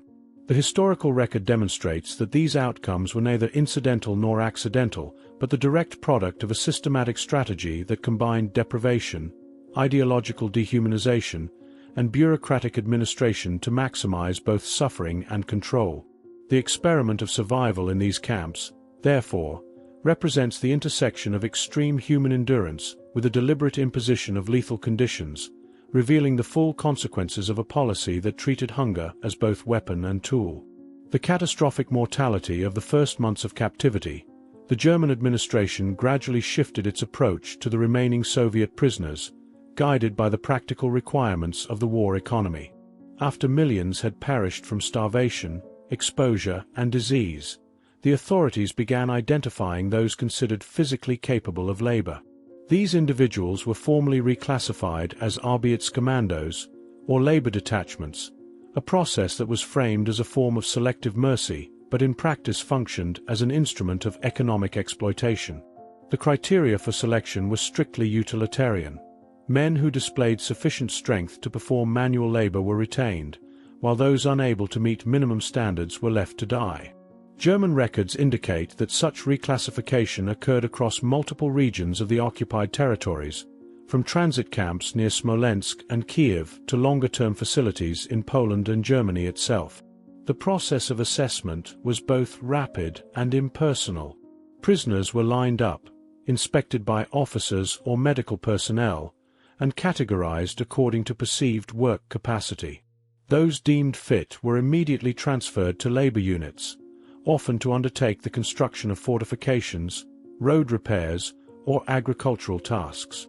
Men who failed to meet the minimal requirements were frequently removed from the system and allowed to succumb to the same conditions that had claimed millions previously. Survivor accounts describe the psychological impact of these inspections: the fear of being singled out, the awareness that one's life depended entirely on the ability to demonstrate usefulness, and the constant observation of those less fortunate, who disappeared quietly from the camp. In this way, bureaucratic procedure, previously employed to enforce starvation, now served to administer selective preservation.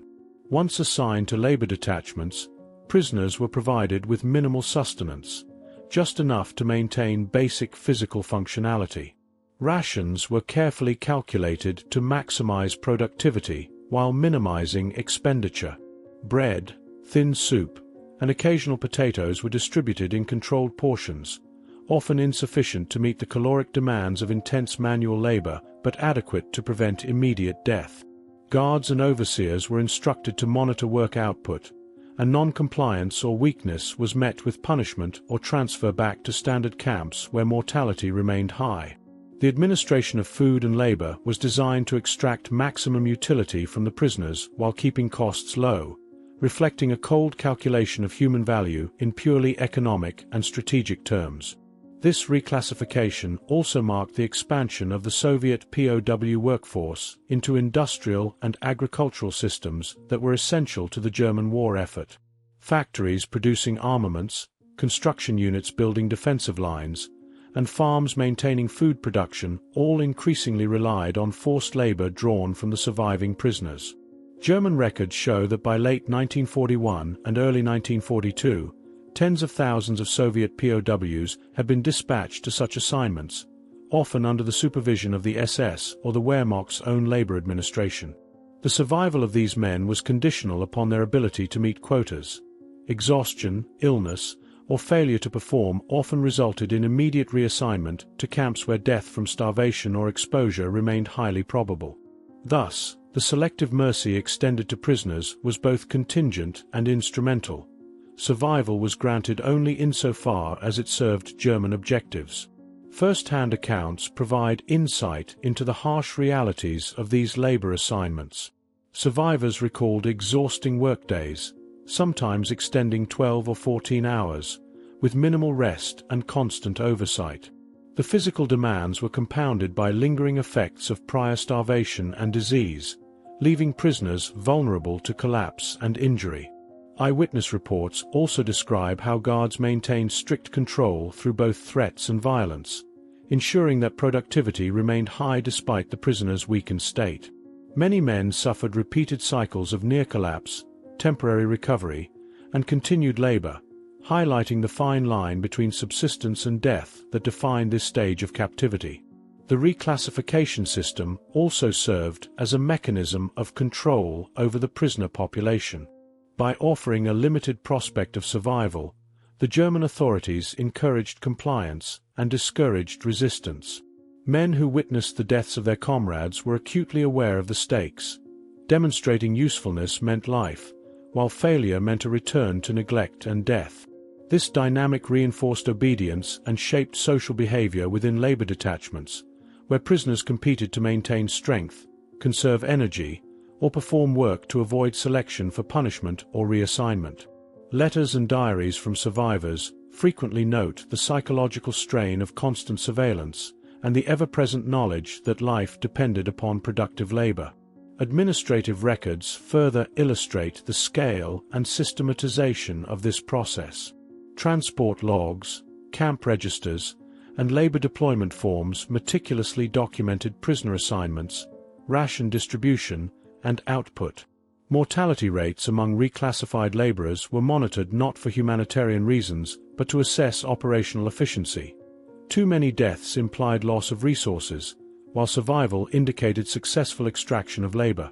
This bureaucratic oversight mirrors earlier phases of the POW system, where starvation was codified as policy, but now the objective was reversed. Preservation was justified solely by economic utility rather than ideological eradication. The contrast between the initial wave of systematic neglect and the subsequent selective preservation underscores the instrumental logic underlying Nazi policies toward Soviet prisoners. Initially, starvation functioned as a method of ideological execution, targeting the perceived subhuman population for elimination. Later, as German logistical and economic needs became more acute, survival became conditional upon utility. This shift did not reflect humanitarian intent, but rather a pragmatic adaptation. Men who could contribute to the war effort were maintained, while those deemed unfit continued to die at the same rates as before. The selective mercy thus reveals a continuity in the dehumanizing approach of the German administration, now rationalized through economic necessity rather than ideological purity. Survivor testimonies consistently emphasize the precariousness of life under this system. The knowledge that existence was contingent on productivity created profound psychological pressure, while the physical demands of labor prevented recovery from previous malnutrition. Men described the paradox of being saved from death only to endure relentless work under minimal conditions, highlighting the thin line between life and ongoing suffering. The systemic design ensured that survival was temporary and conditional, subordinated entirely to the extraction of labor value.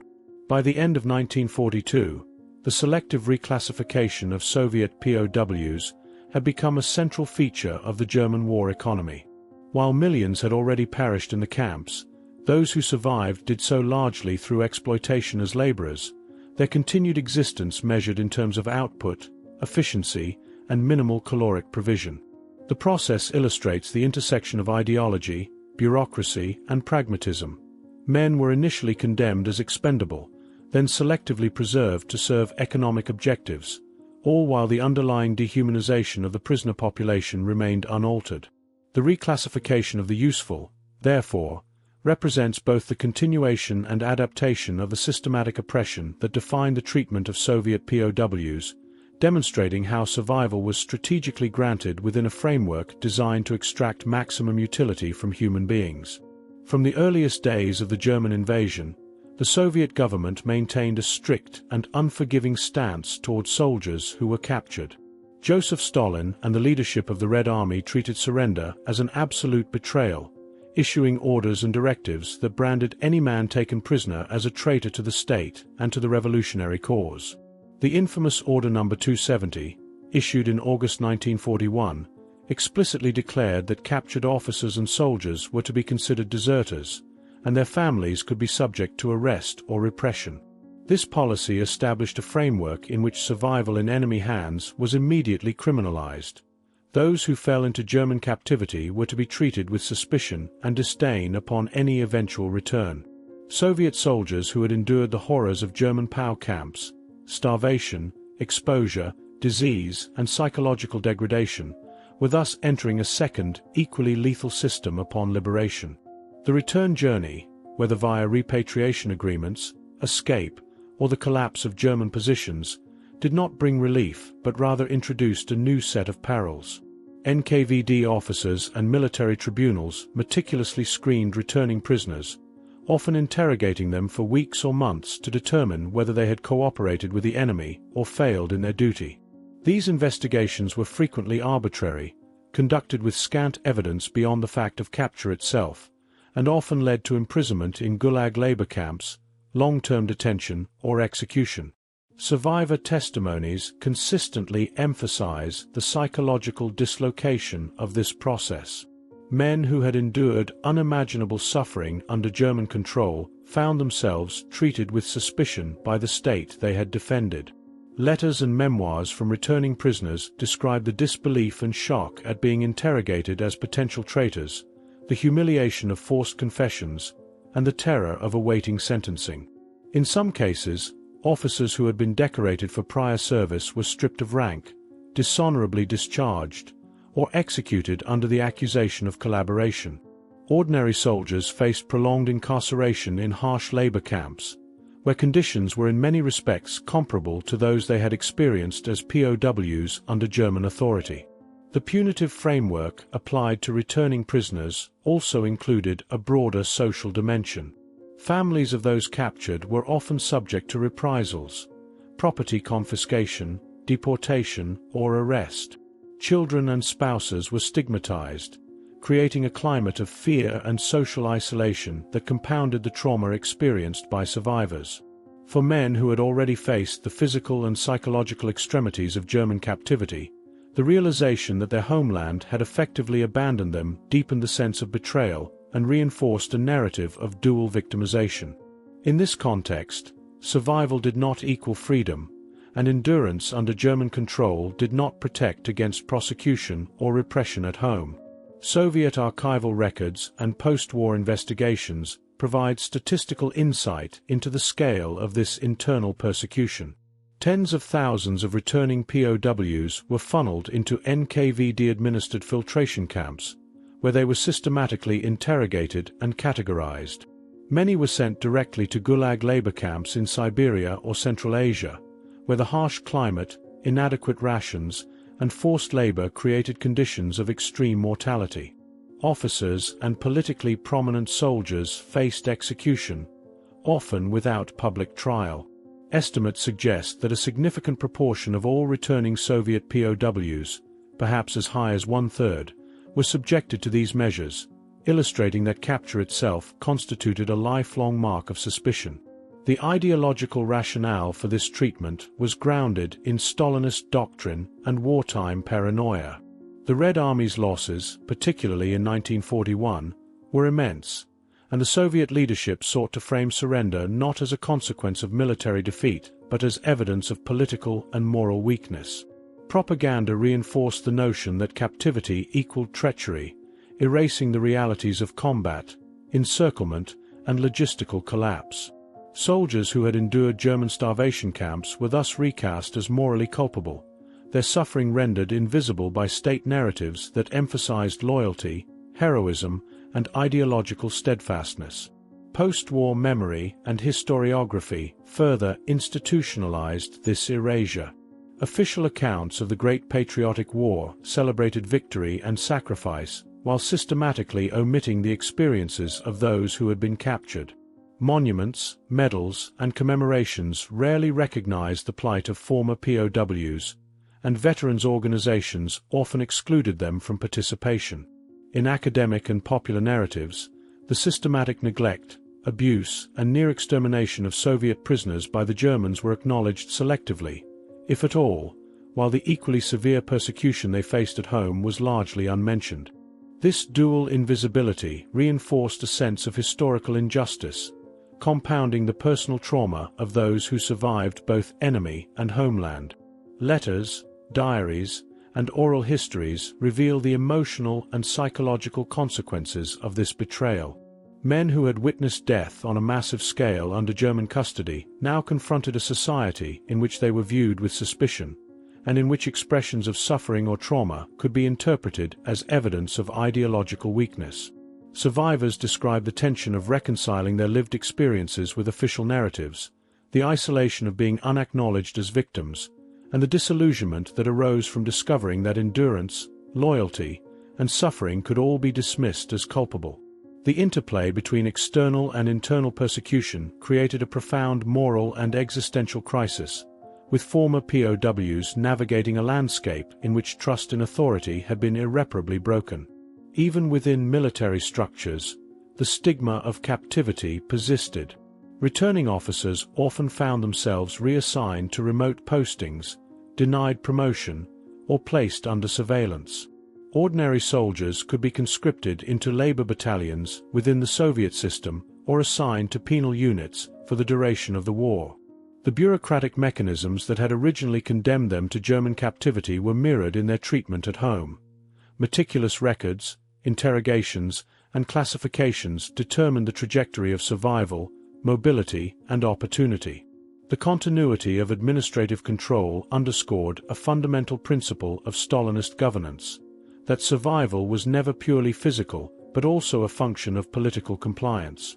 The dual betrayal experienced by Soviet POWs, first at the hands of the Germans and subsequently by their own government, highlights a tragic symmetry in their wartime experience. While German policy inflicted deliberate starvation, disease, and exposure, the Soviet state compounded the suffering by denying recognition, punishing survival, and erasing the narrative of captivity from collective memory.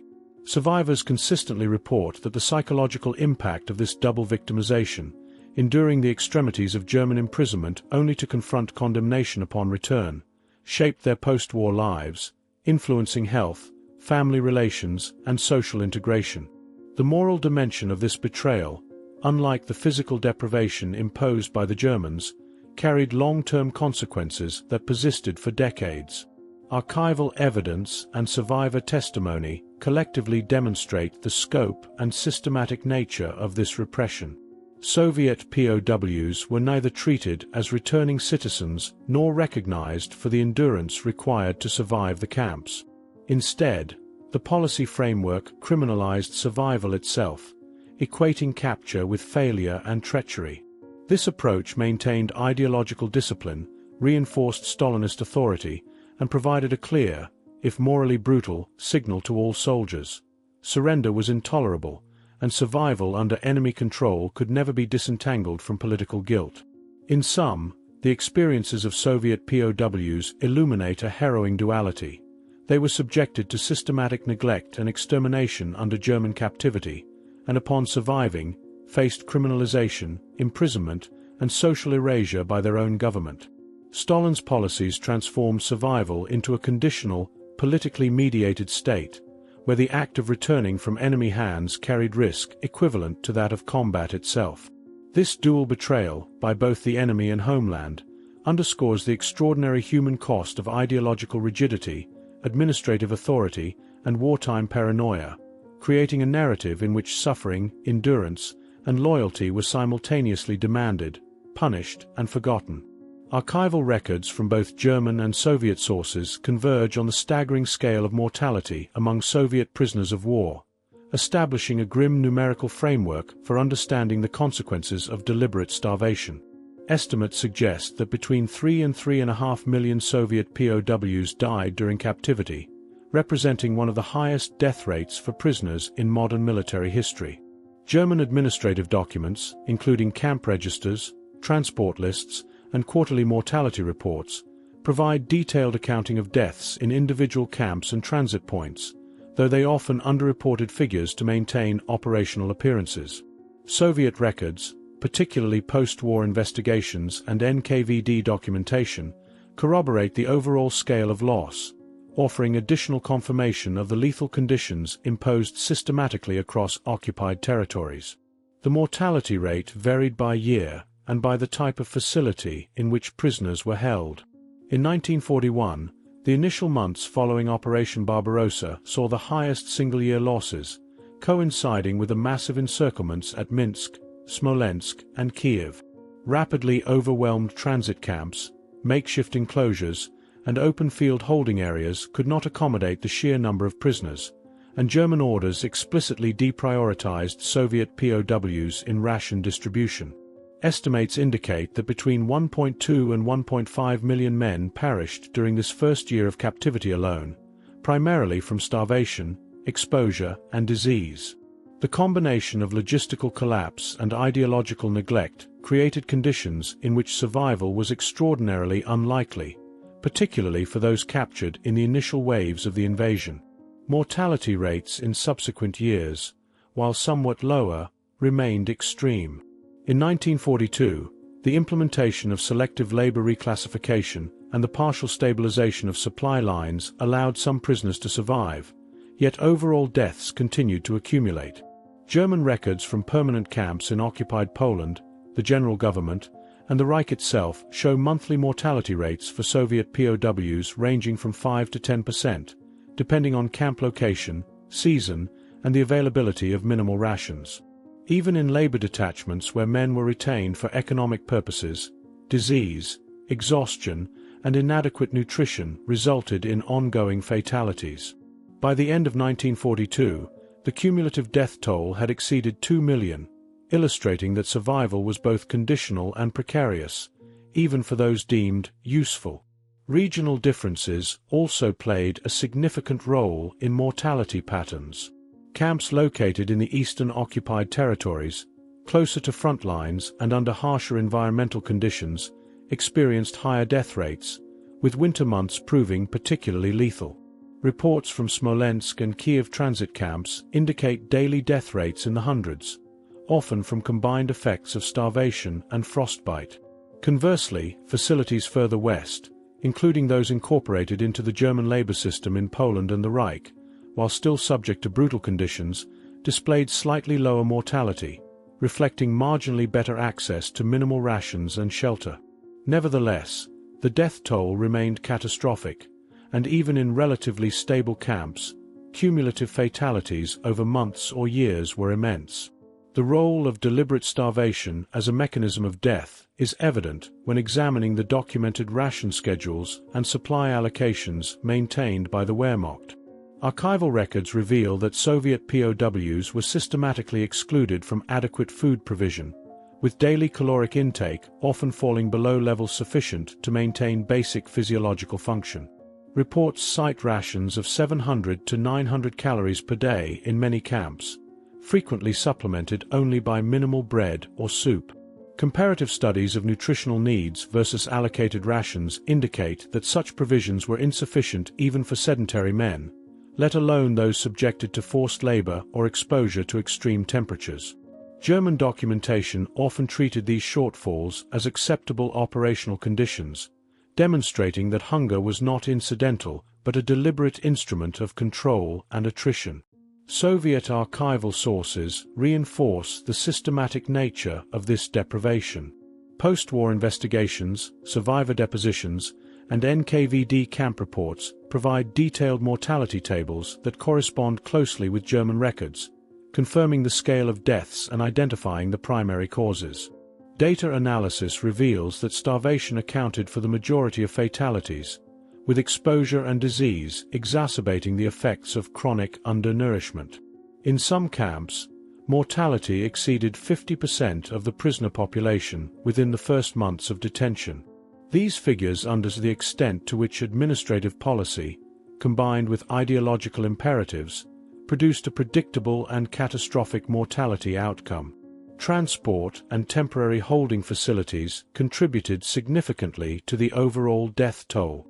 Trains packed with tens of thousands of prisoners, often delayed for days without food, water, or sanitation, saw substantial losses en route to permanent camps. German transport logs indicate that mortality during these transfers could reach several percent per day, particularly during winter or when infrastructure was insufficient to support the rapid movement of prisoners.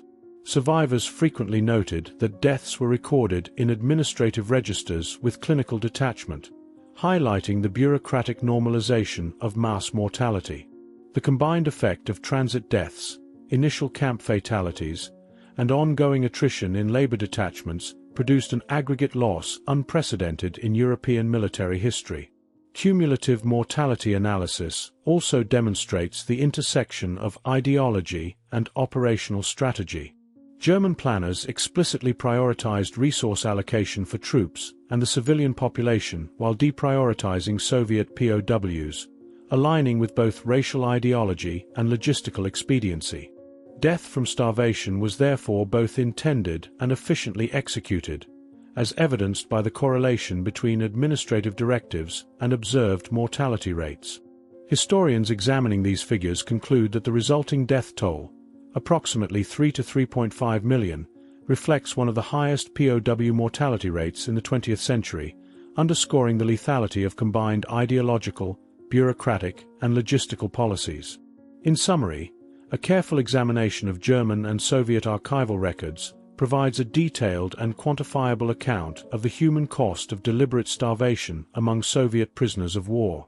Year-by-year and camp-by-camp analysis confirms that the initial months of 1941 were the deadliest, with mortality moderated slightly in subsequent years through selective labor deployment but remaining extraordinarily high. Deaths were concentrated in overcrowded transit camps, temporary enclosures, and poorly provisioned labor detachments, all shaped by administrative decisions and ideological priorities. Starvation, as a deliberate policy instrument, was central to producing these outcomes, making the Soviet POW experience one of the most lethal in modern military history. The statistical record, though impersonal and numerical, conveys the scope of systemic violence and provides a foundation for understanding both the scale of loss and the administrative mechanisms that enabled it. A substantial body of evidence documenting the deliberate starvation of Soviet prisoners emerged during and after the war, providing historians with a detailed record of the systematic cruelty inflicted within German captivity. Photographs taken by both German personnel and external observers, including the Red Cross, capture the emaciated condition of POWs, their skeletal limbs, protruding ribs, and hollow eyes, creating a visual record of conditions previously described only in written reports. These images, often taken under the auspices of inspections or propaganda, inadvertently preserved evidence of the extreme deprivation imposed upon prisoners, showing men collapsed in rows, struggling to perform minimal labor, or lying near open-air enclosures where death had already claimed neighbors. Wehrmacht archives offer a complementary textual record, including camp registers, ration distributions, medical reports, and internal correspondence. Monthly mortality reports provide stark numerical accounts of deaths attributed to hunger, disease, and exposure, often listed with bureaucratic detachment, reducing human suffering to figures in a ledger. Orders concerning the allocation of supplies demonstrate that Soviet prisoners were systematically deprioritized in comparison with German troops and laborers, confirming that shortages were imposed intentionally rather than arising solely from logistical failure. Personnel reports and internal memoranda further corroborate these findings, describing the weakening of prisoners to the point of incapacitation, the failure to provide shelter or sanitation, and the oversight of camps by officers instructed to prioritize efficiency over human welfare. Red Cross inspections, although limited in scope, provide independent corroboration of these conditions. International observers who gained access to certain camps noted overcrowding, insufficient rations, and the presence of corpses within enclosures or nearby grounds. Reports often commented on the striking contrast between official camp statistics and the observable state of the prisoners, documenting the scale of malnutrition and the visible effects of prolonged deprivation. In some cases, photographs were taken during these inspections, reinforcing written testimony with visual evidence that could later be used to assess the severity and intentionality of the starvation policies. Post-war investigations brought much of this material to light, as Allied authorities and Soviet commissions examined German records and interrogated surviving personnel. War crimes trials utilized photographs, camp registers, and Red Cross reports to establish the deliberate nature of POW neglect and to quantify its consequences. Testimony from former camp administrators, transport officers, and soldiers provided additional insight into the mechanisms of control, often confirming that starvation was both a policy decision and an instrument of ideological enforcement. Investigators noted that mortality figures corresponded closely with German internal reports, underscoring the calculated and systematic approach to deprivation. Efforts by German personnel to conceal their complicity complicated the reconstruction of events. Some camp administrators and officers attempted to destroy records, alter numerical reports, or misclassify deaths as resulting from disease alone. Letters and post-war memoirs reveal attempts to shift blame to logistical difficulties or wartime scarcity, portraying extreme mortality as unfortunate but inevitable rather than as a consequence of policy. Despite these efforts, a combination of surviving documents, eyewitness accounts, and photographic evidence allowed historians to reconstruct a reliable record of the starvation system, highlighting the deliberate targeting of Soviet POWs for neglect. The forensic reconstruction of these events has been further aided by comparative analysis of records from different sources. Cross-referencing Wehrmacht archives with Red Cross observations and survivor testimonies allows for the identification of patterns in rations, mortality spikes, and camp conditions. Seasonal variations, the timing of transport movements, and the implementation of selective labor policies can be traced through these records, revealing not only the scale of human loss but also the administrative and ideological rationale behind it. Such analyses demonstrate that starvation was not merely incidental but systematically applied across the Eastern Front, shaping both mortality and the lived experience of prisoners. Survivor testimonies also function as critical evidence, providing first-hand accounts that align with archival and photographic sources. Men who endured captivity described the gradual weakening of bodies, the psychological effects of starvation, and the observation of fellow prisoners succumbing in the open. These accounts illuminate the human dimension behind otherwise impersonal statistics, revealing the daily reality of suffering that the bureaucratic records alone cannot fully convey. Where photographs capture the physical condition of the men, diaries and oral histories provide insight into their thoughts, fears, and responses to systematic neglect. The convergence of these sources, visual, textual, and testimonial, enables a nuanced understanding of the deliberate starvation policy. Historians can trace how administrative decisions, ideological imperatives, and logistical planning intersected to create conditions in which millions of men were systematically weakened and left to die. Evidence also shows that the Nazis were aware of the consequences of their policies, using hunger not only as a tool of extermination but also as a mechanism to enforce obedience and reduce resistance among prisoners, reinforcing the calculated nature of the deprivation. Even decades later, the surviving documentation continues to inform scholarly assessments of the German POW system. Forensic analysis of photographs, corroboration of camp registers, and the comparison of Red Cross reports with survivor testimony collectively reveal the extent to which evidence of deliberate starvation endured despite attempts at concealment. These hidden witnesses, the images, records, and personal accounts, remain essential to understanding the scale, method, and consequences of one of the most lethal systems of prisoner management in modern warfare, illustrating both the efficacy of bureaucratic violence and the persistence of historical memory in uncovering deliberate atrocity.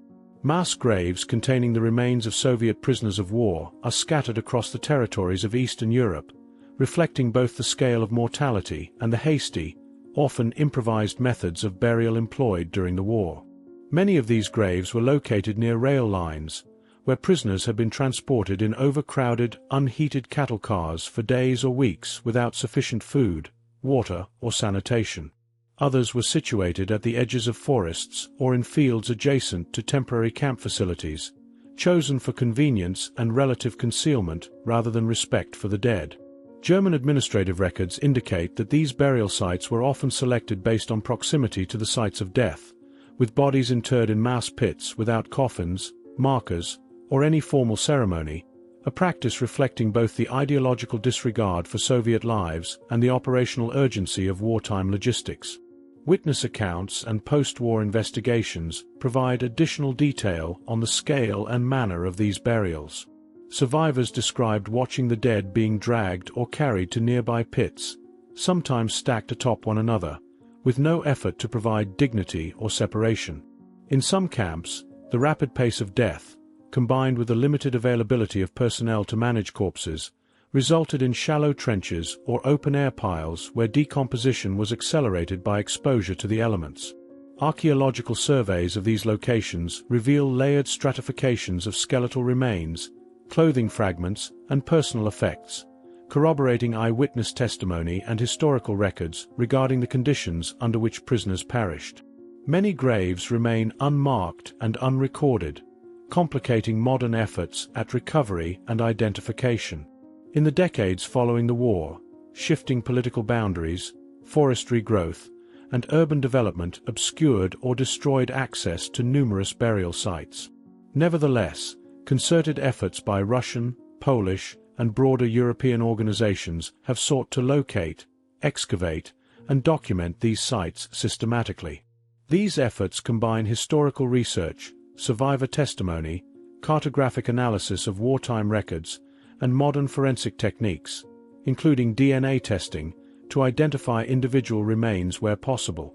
Such work provides not only closure for the descendants of victims, but also critical evidence of the scale and nature of deliberate starvation during German captivity.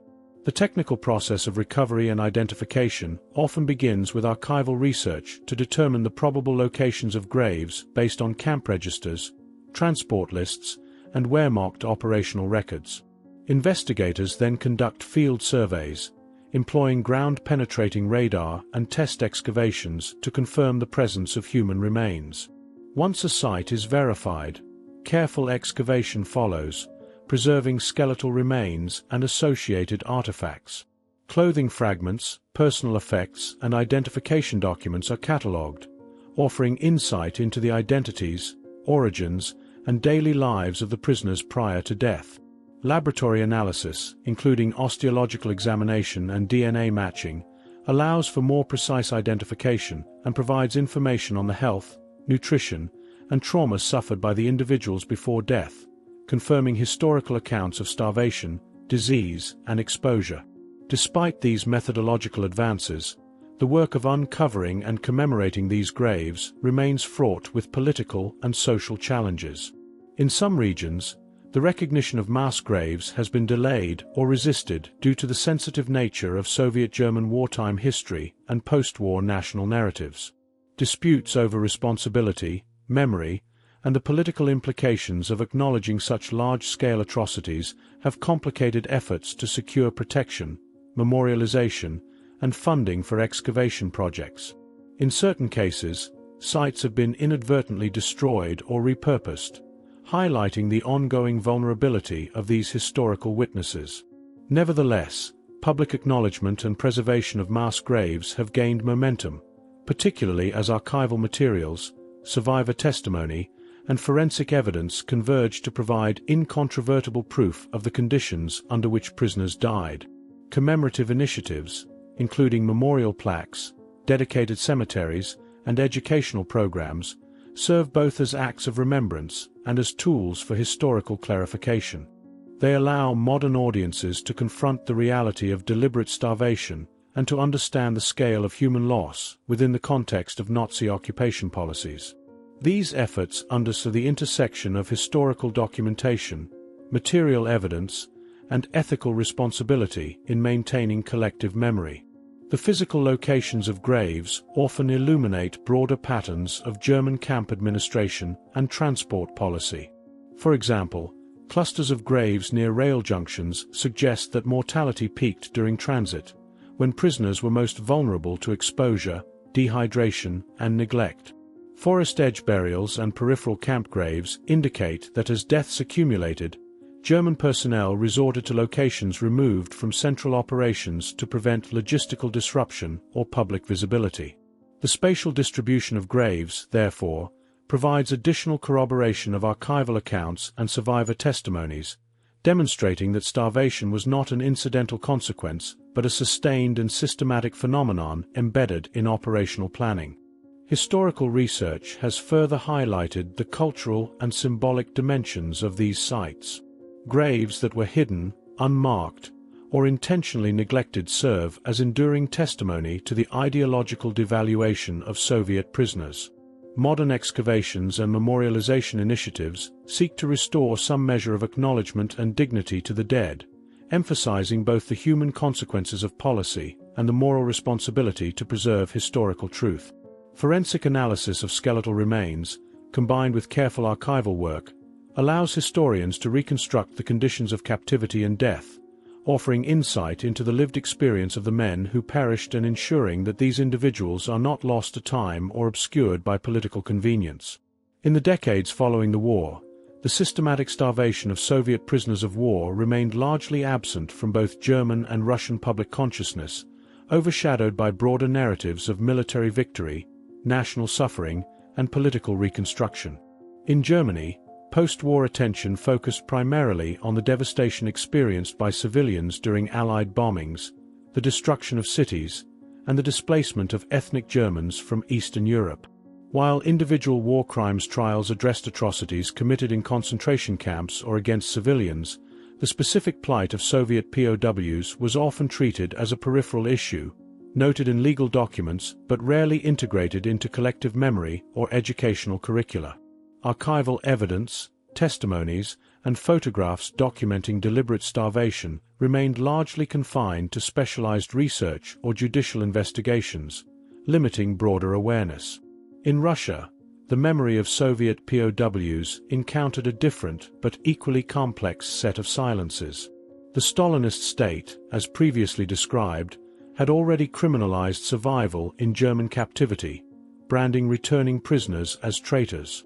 Post-war narratives emphasized heroism, resilience, and the collective struggle against fascism, with little room to acknowledge the suffering of those who had survived German imprisonment.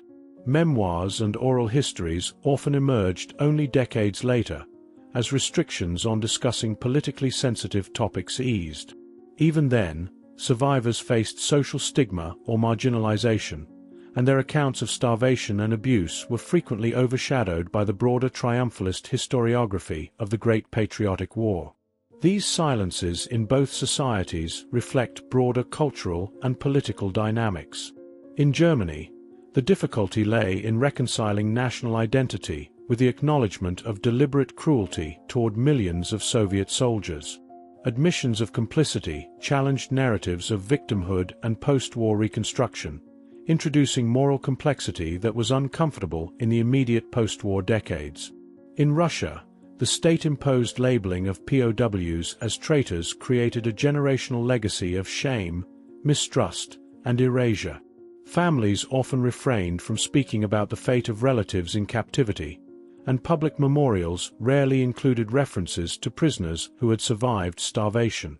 In both cases, the scale and systematic nature of the atrocity made public acknowledgement fraught, as it implicated entire institutions and policy frameworks in the deaths of millions. Historians and cultural commentators have noted that these silences were not merely the result of forgetfulness, but often constituted a deliberate shaping of memory. In Germany, attempts to downplay the scale of POW deaths were evident in the cautious presentation of Wehrmacht records and in public discourse, where focus was placed on concentration camp atrocities while other victim groups received less attention. In Russia, official historiography reinforced narratives of heroic resistance and collective endurance, while omitting the nuanced and morally complex experiences of captured soldiers. This selective memory created a gap in public understanding, complicating efforts to establish a comprehensive historical record. Despite these obstacles, post-Soviet and contemporary scholarship has increasingly sought to reconstruct the history of Soviet POW suffering and to confront the ethical questions it raises. Archival research, survivor testimony, and forensic analysis of mass graves have provided tangible evidence, challenging earlier silences and denial. Exhibitions in museums, publications of memoirs, and academic conferences have gradually incorporated the stories of POW starvation into broader historical narratives, illustrating both the human consequences of policy and the bureaucratic mechanisms that enabled it. These efforts highlight the importance of confronting uncomfortable historical truths and the ongoing struggle to integrate them into public consciousness. Commemoration initiatives have faced particular challenges in balancing historical accuracy, political sensitivity, and public engagement. In Germany, memorials for Wehrmacht victims have often excluded Soviet POWs, while in Russia, local and regional commemorations sometimes prioritize partisan or civilian suffering over military captivity. International collaborations, such as joint German-Russian projects to locate and document graves or to preserve archival materials, have helped to bridge these gaps, yet debates over interpretation, emphasis, and responsibility continue. These efforts underscore the complexity of remembering atrocities that were both systematic and bureaucratically managed, where accountability extends beyond individual perpetrators to encompass institutional and ideological frameworks.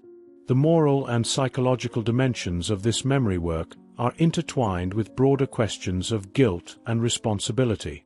In Germany, survivors, descendants, and historians have grappled with the legacy of administrative cruelty, ideological indoctrination, and the ease with which ordinary soldiers were complicit in starvation policies. In Russia, survivors of captivity and their families contend with the compounded betrayal of enduring both enemy neglect and state-sanctioned suspicion. These dual experiences shape contemporary understandings of justice, historical responsibility, and the ethical imperative to remember. By confronting these layers of complicity and erasure, scholars and memorial projects emphasize that memory is both an act of historical reconstruction and a moral obligation. The persistent struggle to acknowledge and memorialize the deaths of Soviet POWs reflects the broader challenges of dealing with atrocities built on bureaucratic inhumanity. Starvation, as an instrument of policy, defies conventional narratives of combat, heroism, or victimhood, instead highlighting the calculated administration of death. The combination of ideological motivation, administrative precision, and logistical planning created a category of human loss that is difficult to conceptualize, much less commemorate. Yet through archival recovery, survivor testimony, forensic investigation, and public discourse, historians and societies continue to confront the echoes of this hunger, striving to integrate the experiences of POWs into collective memory while grappling with the enduring weight of guilt, silence, and ethical responsibility. In conclusion, the post-war remembrance of Soviet POW starvation reveals a layered history of cultural, political, and moral complexity. Silences in both Germany and Russia, whether imposed by state ideology, national narratives, or social stigma, delayed acknowledgement of the full scale and deliberate nature of the atrocity. Contemporary efforts to document, commemorate, and integrate these histories illustrate both the challenges of confronting systematic inhumanity and the persistence of memory as a tool for understanding, accountability, and historical justice. Through these ongoing processes, the echoes of hunger continue to resonate, ensuring that the suffering, endurance, and moral implications of deliberate starvation remain visible to successive generations.